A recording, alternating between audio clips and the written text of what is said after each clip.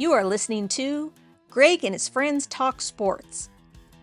10 to 20 minutes every day, Greg and his friends are talking about what Central Indiana sports fans are talking about. Every day on the Central Indiana Sports Report. Good morning, good afternoon, or good evening. Whenever you've chosen to listen to the Central Indiana Sports Report, I could not be more excited to have you along. I'm your host, Greg Mengelt, and this is Greg and his friends talk sports. 15 to 30 minutes every day, depending on how much news there is. My friends and I talk about what Central Indiana sports fans are talking about weekdays between about 1 and 4, weekends first thing in the morning. Coming up, huge overtime win over Wisconsin for the Hoosiers, and a win is a win for Purdue over Oregon, and tons of high school stuff. Postseason results in girls basketball, girls swimming, and boys wrestling, and a busy afternoon in boys basketball. Plus a look ahead to Sunday, including Super Bowl 60 and the Pacers in Toronto. Before we get to all of that, just want to let you know what's going on with the Central Indiana Sports Report. Coming out on Monday is our Pacers report. Mike Rich and I, and hopefully some guests, will be talking about the Zubats trade and the team's future. Thanks for joining us. My friends and I will be back tomorrow, and the next day, and the next day, and the next day, and the day after that, and the day after that. You get it. Huge win for Darren DeVries boys Saturday afternoon at Assembly Hall over Wisconsin for Indiana, 78-77 in overtime. Lamar Wilkerson led the Hoosiers with 25 points and hit 2 clutch free throws with 16 seconds left to send the game into overtime. Then 2 more with 2 seconds left in overtime to win it. It was a controversial call, but a good one. And it's starting to feel around the Hoosiers like they are an NCAA tournament team, with wins over UCLA, Purdue, and Wisconsin all in the last week or so. Wilkerson scored all the Hoosiers' points in overtime and their final 10 points overall. I spoke with our IU guys and my friends Grant Shouse and Mike Hutsell about the IU win. Got the full 10-minute conversation coming up after the Saturday roundup and the Sunday preview. Here is a snippet from Mike Hutsell, who said this might be the biggest win of the year for the Hoosiers, at least their most important. We talked about just trying to win the fan base back and get them emotionally invested in the team again. And today is the first game where I felt an internal rage. I don't know if it was because it was Wisconsin. Like the Purdue game, I was excited, but I was dreadful. I was like, they're going to blow this. Right. They're going to blow this. They're going to blow this. The UCLA game was great, but it was frustrating because they had the lead and they just gave it away. USC, it was 10 o'clock at night and I was on melatonin, so I don't know what I was feeling at that moment. But today was like, I was like fist pumping after baskets and scaring my dog again, like I normally do during an IU season. And it felt just, it was cool to watch. I mean, it's been fun to watch this team come together, give the fan base something to get behind, because let's be real. I mean, it did not feel like this team was headed anywhere towards being even in the discussion for an NCAA tournament berth. And here we are going into the Super Bowl Sunday, and they're being talked about. They're getting wins that are going to possibly stack up and land them in the tournament again. And that's a good place to be. And especially in a coach's first season with 100% roster turnover. And they have built this momentum really nice right now, and you're going to carry that into Monday against Oregon, 8:30 tip. Not a big fan of the 8:30 tip, but a big fan of it's an opportunity to go beat an Oregon team who you're not going to be able to sleepwalk over. Again, they're 2,000 miles away from home right now. They had Purdue on the ropes there for a minute on Saturday, and Purdue ended up winning by 4. They are not playing the best basketball right now, but Oregon's going to come to Assembly Hall ready to go on Monday night, and we'll see how they handle the routine and all that kind of crap. And again, it'll be another good challenge for Indiana. Let's just say the tone of the Purdue response was not as upbeat as this one. Oregon's dealt with a lot of injuries. Looked like they got one key player back today. Biddle, their big man, hadn't played in a while and was out there tonight or this afternoon, whenever it was. Oregon perennially is a team that peaks towards the end of the year under Dana Altman. So maybe they're getting some pieces together and they're putting it together a little bit. They've been bad so far this year, but it's almost all been because of injuries. Jackson Shielstad, or however you say his last name, was one of the best guards in the Big Ten this year. He hasn't been available. It doesn't look like he will be available. Rocky Biddle, getting him back in the middle, has a pretty big physical presence that I think Indiana might struggle with. The full conversation with Mike and Grant is coming up at the end of this roundup, and a look ahead to Sunday. This week's every week, the IU report is on Tuesday. This week it'll be on Tuesday too. It might be a little late because we usually record it on Monday, and the Hoosiers play late Monday. So we might have to record Tuesday evening and have it ready first thing Wednesday. Purdue also won, but it's probably not going to sound like it in my conversation with Jake Dunn. They've had 4 losses this year, and they didn't play very well in any of them, and they actually played pretty poorly in some wins. The Saturday's 68-64 win over Oregon was probably their worst performance all year. Shot the ball poorly, turned the ball over 14 times. Braden Smith had maybe his worst outing of the year, and they gave up 23 points to Nate Biddle. But they still found a way to get the job done, and that was mostly because of Fletcher Lawyer. He came up big, 18 points, including the go-ahead three-pointer with 51 seconds left, and then 3 free throws in the final 19 seconds. And as my friend Jake Dunn and I discussed, they better play better on Tuesday against number 9 Nebraska. Jake, I guess a win is a win, but that was hard to watch. Yes, it was. Purdue did not play particularly well offensively down the stretch.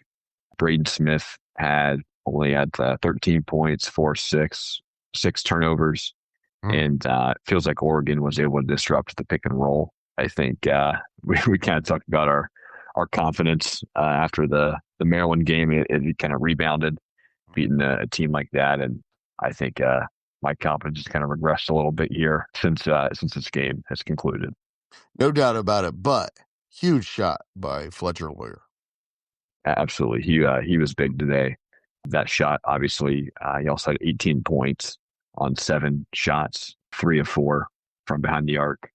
He scored Purdue's final 6 points and hit that game winner, go ahead shot with 51 seconds left. So I feel like it was a pretty good designed action and pretty good execution. I know they went and looked at that Oregon defender getting hit in the face, and ultimately it was nothing. He also, down the stretch, I think Matt Painter called this out in the post-game press conference, he got defensive rebound off of a missed 1-on-1, and that gave him the opportunity to go to the free throw line. So I think that was pretty big too, and he showed a lot of composure here today. So the game started off pretty fast. Both teams were really kind of making shots there early at the very beginning of the game. Oregon, they got Nate Biddle back, and Purdue just kind of faded after the first few minutes of the opening half. It feels like turnovers kind of piled up, and Oregon kind of seized control there, and there for like a 10-minute stretch. And then Purdue, in the last 24, had only scored once from behind the arc until that last dagger there by Fletcher Lawyer. So Nate Biddle, he kind of changed the game. Obviously, Oregon needed him back pretty bad. Finished with 23 points. He had 14 free throw attempts, and Purdue allowed him. Purdue fouled him 11 times. So they just couldn't stop fouling him, and he had a pretty good game. I think it was a nice reminder for fans how good he is, and why he was at the beginning of the season, being talked about as like an all Big Ten guy.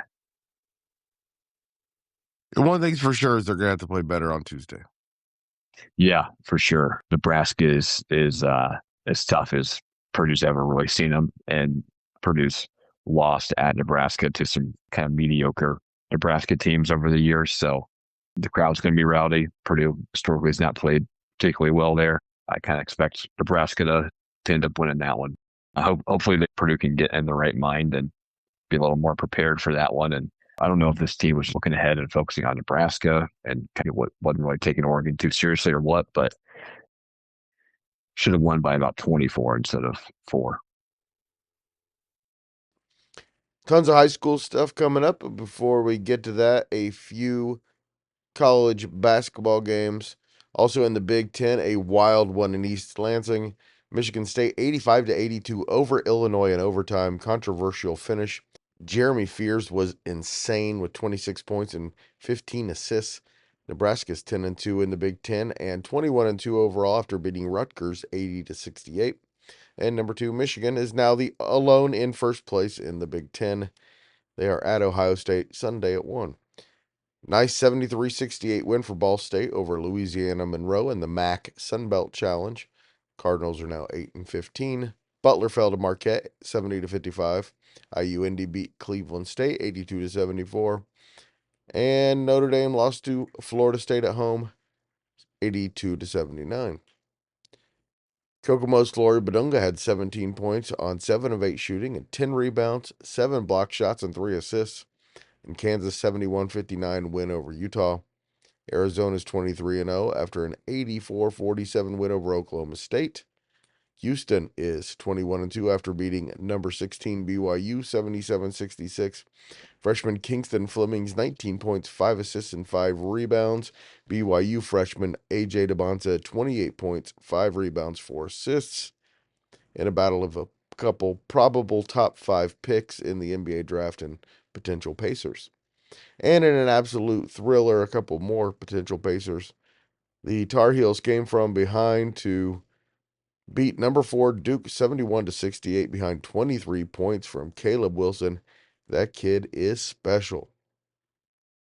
In local NAIA men's basketball, number 5 Indiana Wesleyan and number 24 Taylor both earned blowout wins, and number 1 Grace took its second loss in its last 3 games, 79-66 at Mount Vernon Nazarene.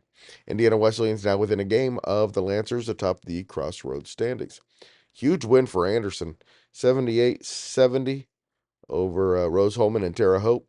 They're now in a first-place tie atop the Heartland Conference with Transylvania and Mount St. Joseph, with Rose-Hulman a game back and Franklin too. Couple of women's college basketball notes from Saturday. Ball State beat Troy 87-86 in the MAC Sunbelt Challenge. Nice win. Cardinals outscored Troy 21-8 in the final 8 minutes. And number 1 UConn beat Butler 80-48. Indiana Wesleyan, Taylor, and Anderson all lost. All right, it's time to strap in. We got lots and lots of high school basketball. I know I'm going to go over the 20-minute mark again. I hope I don't go over the 30 because I kind of promised myself I wouldn't. Not including the guest spot at the end, of course. I'm going to go over 30 minutes with that. Girls basketball sectional championships. Let's start as we always do in Class 4A Sectional 7. McCutcheon is 21-5 after beating Jeff for the 3rd time this season, 82-37. Their 3rd straight sectional championship for the Mavericks. Sectional 8 at Carmel, it was number 7 Hamilton Southeastern 50-34 over the host Greyhounds. Back-to-back sectional championships for the Royals. Kayla Stidham had a big night, 15 points, and she also went over 1,000 points for her career in the win. It'll be Hamilton Southeastern against McCutcheon Saturday at Frankfort at 4 p.m. for the regional championship. Class 4A Sectional 9 was Pendleton Heights 66-49 over conference rival Greenfield Central, and it's back-to-back sectional championships for the Arabians, their 9th overall. Sectional 10, Lawrence Central 68-51 over North Central, and Sectional 11, number 1 Pike 71-53 over number 9 Plainfield. So next week's regional will be number 1 Pike against number 6 Lawrence Central, 7 o'clock at Greencastle. And Sectional 12, unbeaten Center Grove, 55-50 over Franklin Central. And that regional, number 10 Pendleton Heights against number 2 Center Grove. That'll be played at Greenfield Central. Class 3A Sectional 22, it was number 5 Belmont 50-23 over Mississinawa. The Braves' first sectional championship since 2022 after Norwell moved up to Class 4A. 3A Sectional 23 at Western, it was Makena 57-37 over Western. Big night for Ireland Kyle. Class 3A Sectional 24 at Yorktown, Connorsville won its first sectional championship in 13 years by beating Delta 56-45. The Eagles were the defending champions. Next week's regional, Makena versus Connorsville, 4 p.m. at Lapel. 3A 25 at Lebanon, it was Brebeuf 51-41 over Danville. Brebeuf will take on Northview at 7 o'clock at Terre Haute North on Saturday. 3A Sectional 28, number 1 Roncalli 67-38 over Indian Creek. The Royals will take on Cathedral at 4 o'clock at Greencastle on Saturday. Class 2A at Benton Central is defending semi-state champion Rensselaer Central 33-25 over Benton Central. Sectional 38 at Wabash was Oak Hill 32, Rochester 21. Their first sectional championship since 2019. Sectional 39 at Lapel, it was the host Bulldogs 56-26 over rival Frankton. In the win, Lanaya Wills became the state's all-time leading rebounder. She also led all scorers with 23 points. Lapel host defending semi-state champion Rensselaer Central at 1 o'clock on Saturday. Class 2A Sectional 40, Wapahani Alexandria, as expected, ran away with that sectional 67-23 over the host Raiders. First time Alexandria's ever won back-to-back sectional championships. Two completely different teams, by the way. My former student, Grace Wood, 24 points to lead the Tigers. And it'll be a rematch. Oak Hill versus Alexandria for a regional championship at 4 o'clock at Marion on Saturday. Oak Hill won the regular season matchup at Alexandria just about a week ago, a little over a week ago, for the CIC championship, 51-33. Class 2A, Sectional 43, Heritage Christian defeated Triton Central, 59-52. Sectional 44 at Hagerstown, it was Union County 54-30 over Shenandoah. And it'll be Heritage Christian against Union County at 4 o'clock at Greenfield Central for the regional championship on Saturday. Class A Sectional 54 at Bethesda Christian, it was Carroll 43-28 over Clinton Central. That's back-to-back championships and 3 in the last 4 years for the Cougars. Sectional 55 at Southern Wells, North Miami beat Southwood 50-27. North Miami's 4th sectional championship in 5 years. They'll take on Fountain Central at 1 o'clock at Frankfort. Sectional 56, Union County, Monroe Central 49-11 over Union City. Carroll will take on Monroe Central at 1 o'clock at Marion on Saturday. And Sectional 57 at Broad Ripple, it was Tinley 71-28 over Anderson Prep. And Tinley will take on Trinity Lutheran at 7 o'clock at Shelbyville in that regional. We'll have regional previews later this week. Going forward from here, we'll be following closely Alexandria, Oak Hill, and whichever team wins between those two, Lapel, Pendleton Heights, and Hamilton Southeastern. In the wrestling regionals around central Indiana, Cathedral won the regional championship at Pendleton Heights, edging Noblesville. The Irish and Millers were miles ahead of everybody else. Cathedral had 7 champions. The Millers had 3, with Alexandria finishing 3rd as a team, Pendleton 4th. Hamilton Heights was 7th, Pendleton 8th, and Elwood 9th. Alexandria had a pair of champions in Camden Shelton at 215 and Hayden Stanley at 285. And Tipton's Will Wolford is the 175-pound champion. North Miami won its sectional regional championship in program history, the other one being last year, winning comfortably over Huntington North, Northfield, and Oak Hill. Mississinawa's Ian McVicker is the 113-pound champion, going 39-0 so far this year. Western's Eric Hunt won the 138 title. Eastern's Keegan Hallis at 144, Marion Sean Caldwell at 165, and his Marion teammate Hickson Love defeated Madison Grant's Trip Hazley 11-0 for the 132-pound title. Trip, one of my current students. And Zionsville won at North Montgomery, and New Pal is the champion at Perry Meridian. Gunnar Butt, Gabe Flick, Colin Wetzel, and William Gleasing won regional championships for New Pal. And we'll be previewing the wrestling semi-states later this week. Girls swimming sectionals. Hamilton Southeastern. Fishers won by 35 points over Hamilton Southeastern. Yorktown was third. Hamilton Heights fourth. Then Oak Hill, Lapel, Pendleton Heights, Marion, Elwood, and Anderson. Emily Wolf, Ashlyn Hayes, and Brooklyn Rager went 1, 2, 3 in the 200 for the Tigers. Naomi Hines won 3 times for the Royals. Hey, you'll never guess who won the sectional championship at Carmel. That would, of course, be the 39-time defending state champion Carmel Greyhounds.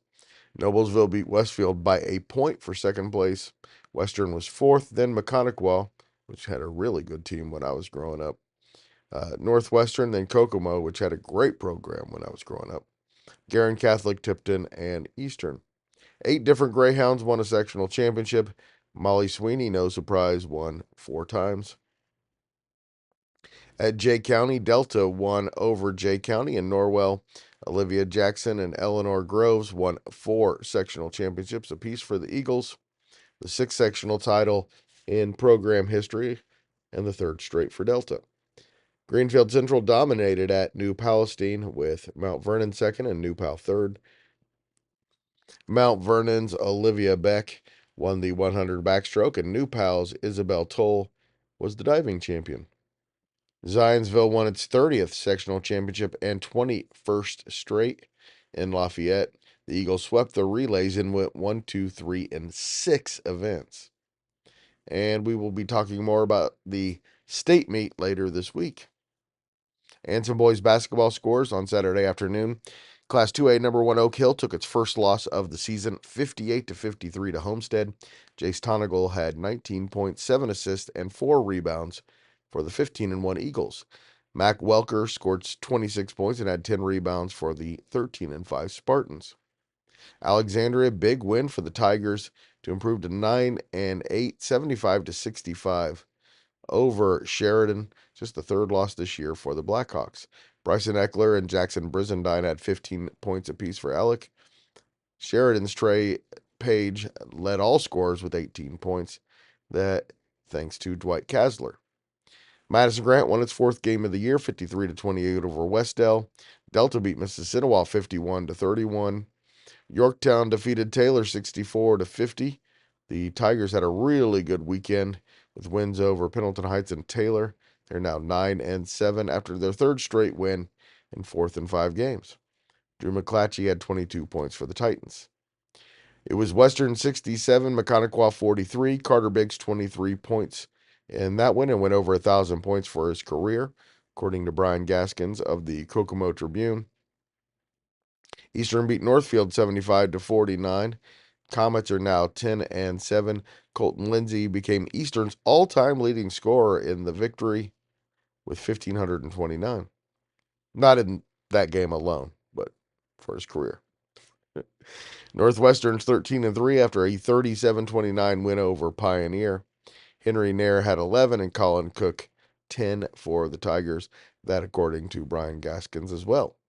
And Marion won its 5th game of the season, 85-41 over Wabash. Jace Freshwater, 23 points. Tim Jones, 19 for the Giants. It was Anderson, 56-54 over North Central. The Indians are now 10-5. Liberty Christian beat Lawrence Central, 57-55. Nice win for the Lions. Noblesville beat Center Grove, 60-26. The Millers now 9-9. Shenandoah improved to 14-2 with a 56-48 win over Randolph Southern. Burris beat Cambridge City 50-38. Wapahani 76-42 over Union. 31 points for Camden Bell. And 19 points, 11 steals, and 6 assists for Eli Andrews. Seton Catholic beat Daleville 83-68. University topped Heritage Christian 77-56. Josh Henderson led the Blazers with 19. Josh McGee, Blake Gray, and Peter Morellis had 12 points apiece. And Faisal Muhammad finished with 10. That info thanks to Dave Carson. After losing its first 7 games of the season, Hamilton Heights has now won 10 in a row, 67-47 over Winchester. The Huskies now 10-7. Logansport beat Frankfort 78-46. It was Carroll 58-52 over Faith Christian. Delphi beat Rensselaer Central 71-41, 71-41. Southwood beat North Miami 80-67. 5 different players scored in double figures for the Knights. Eastern Hancock beat Cowan 75-48. Greenwood beat Greenfield Central 59-43. And Brebeuf topped Park Tudor 70-53. Garin Catholic got past Culver Academy 66-57. Between the two teams, 68 points were scored in the first 3 quarters, then 55 in the fourth. And a local note, Frankton's Makena Alexander hit 2 home runs on Saturday for Butler softball. The Bulldogs went 1-1. She had a home run in a 7-1 win over Kansas City and won in a 15-11 loss to Northern Iowa. Now we look ahead to Sunday. 6:30 on NBC. It's Super Bowl 60. Mike Tirico and Chris Collinsworth will be on the call, and I think that's just fine. Seattle's favored by 4.5. That's stayed pretty steady all week. That seems rare for a Super Bowl. And I'm 52 years old. This is the first time I can ever remember not having a preference either way on either one of these teams. I probably like the Patriots better as a franchise, but most fans have been able to celebrate Super Bowls enough. Am I right? And Will Rutherford will be on this podcast on Monday, and then he will have his own podcast, Strictly Bias, coming up this week where we'll talk about the Super Bowl. Also Sunday, the Pacers are in Toronto at 3 o'clock to face the 31-22 Raptors. Ivica Zubac will not play for the Pacers. According to ESPN Analytics, Indiana has a 32.8% chance to win. Mike Rich will be on Mondays. Greg and his friends talk sports, and the Pacers report will be out Monday. And it's round 2 for IU, Purdue, and women's college basketball, this time in Bloomington. I will have Michelle Garmon on Monday's podcast to talk about that one. It's going to be a busy podcast on Monday, probably about 3 o'clock, maybe a little earlier. And finally, Notre Dame's women are at Virginia. Please stay tuned for Mike Hutsell and Grant Shouse. This conversation is a lot of fun. If you don't like Wisconsin, you're really going to enjoy it.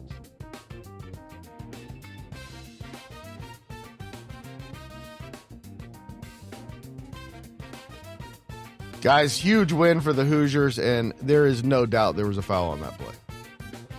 Yeah, no doubt.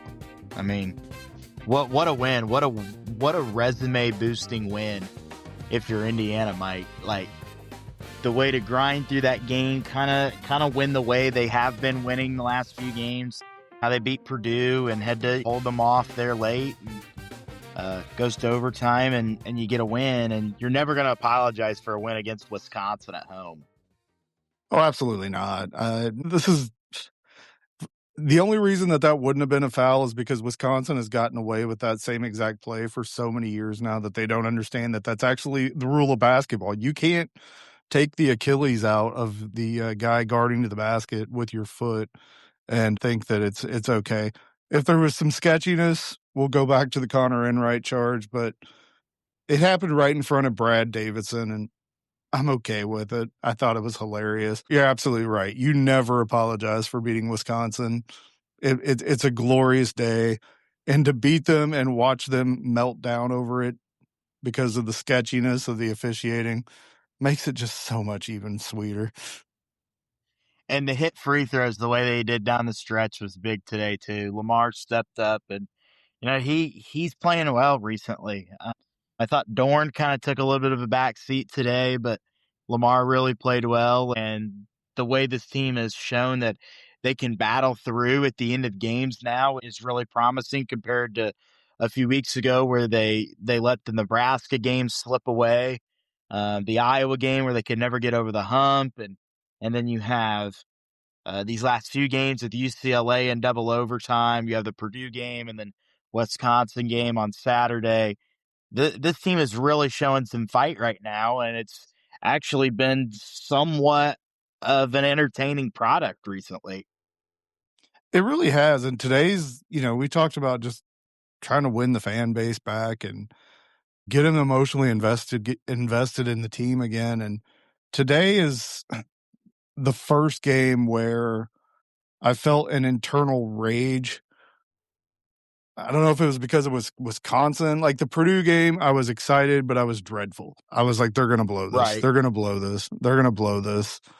The UCLA game was great, but it was frustrating because they had the lead and they just gave it away. USC, it was 10 o'clock at night and I was on melatonin, so I don't know what I was feeling at that moment. But today was like, I was like fist pumping after baskets and scaring my dog again, like I normally do during an IU season. And it felt just, it was cool to watch. I mean, it's been fun to watch this team come together. Give the fan base something to get behind because let's be real. I mean, it did not feel like this team was headed anywhere towards being even in the discussion for an NCAA tournament berth. And here we are going into the Super Bowl Sunday and they're being talked about. They're getting wins that are going to possibly stack up and land them in the tournament again. And that's a good place to be. And especially in a coach's first season with 100% roster turnover. And they have built this momentum really nice right now, and you're going to carry that into Monday against Oregon, 8:30 tip. Not a big fan of the 8:30 tip, but a big fan of it's an opportunity to go beat an Oregon team who you're not going to be able to sleepwalk over. Again, they're 2,000 miles away from home right now. They had Purdue on the ropes there for a minute on Saturday. And Purdue ended up winning by 4. They are not playing the best basketball right now, but Oregon's going to come to Assembly Hall ready to go on Monday night, and we'll see how they handle the routine and all that kind of crap. And again, it'll be another good challenge for Indiana. Let's just say the tone of the Purdue response was not as upbeat as this one. Oregon's dealt with a lot of injuries. Looked like they got one key player back today, Biddle, their big man, hadn't played in a while and was out there tonight or this afternoon, whenever it was. Oregon perennially is a team that peaks towards the end of the year under Dana Altman. So maybe they're getting some pieces together and they're putting it together a little bit. They've been bad so far this year, but it's almost all been because of injuries. Jackson Shielstad, or however you say his last name, was one of the best guards in the Big Ten this year. He hasn't been available. It doesn't look like he will be available. Rocky Biddle, getting him back in the middle, adds a pretty big physical presence that I think Indiana might struggle with. Before the season, Jake and I both picked a surprise team in the Big Ten. He picked Nebraska. I picked Oregon. So he was right. I was wrong. Shielstad and Biddle were a really good 1-2 combo. They've had almost none of it all year, so completely fell apart through injury at Oregon. But horrible performance by Purdue. Turnovers, just lethargic, not great. But, I want to go back to a little bit to today because we've talked about Wisconsin, how awful it's been watching Wisconsin basketball since Bo Ryan came in. And we're going on like 30 years of this at this point. So just know, like seeing today, the meltdown online, the Badger Barstool and Barstool Big Cat, who's a Wisconsin wonk. And then you had like the former players chiming in and you see like Sam Decker complaining about officiating and all these guys. I was like, guys, listen, I'm laughing first of all, but at the back of my mind, I'm picturing Bo Ryan who I did verify is still alive, so I can talk smack about him, sitting somewhere in Wisconsin in like a basement next to a fireplace, watching that game, drinking some white Zinfandel or something with an oil painting of Bo Ryan hanging above him, throwing puppies onto a bonfire to keep himself warm because that's what kind of heartless piece of shit he is, and just raging. That's right. About this game and just knowing and the only way it could possibly get better is if right in front with Brad Davidson on the bench, if Tyra Buss saw Connor Enright's charge and like the spell was broken and she finally saw what a piece of shit Brad Davidson actually is because she saw it go the other way for once and served him divorce papers on the Assembly Hall court.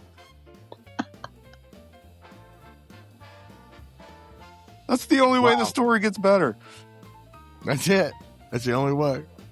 I can't add anything to that. That may be the greatest Mike Hutsell rant in the history of the IU report. That's the fun of the IU report. Which, by the way, everybody, is Tuesday. It might be late this week.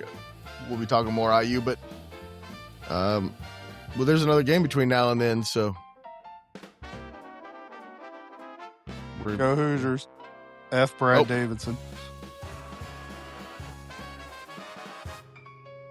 Thanks, guys. Good night. Thanks so much, Mike Grant and Jake. Thank you so much for listening. We'll be back tomorrow.